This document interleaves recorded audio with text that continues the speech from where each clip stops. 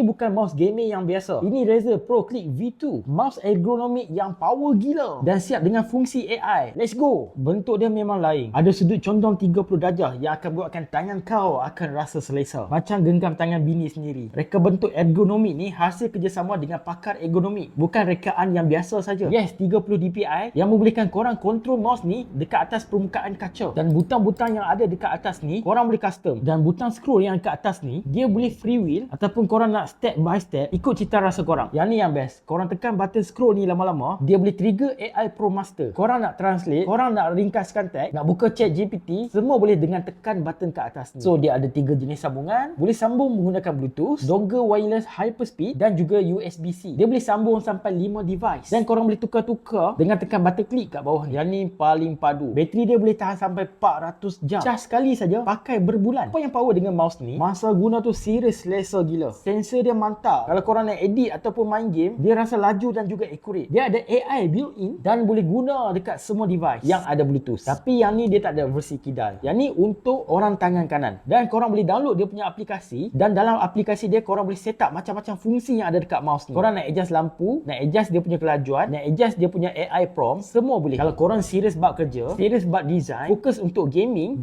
mouse ni untuk korang. Saya dah guna sebulan dah mouse ni. Seriously memang selesa gila. Mouse ni memang function gila. Korang boleh dapatkan mouse ni sekarang.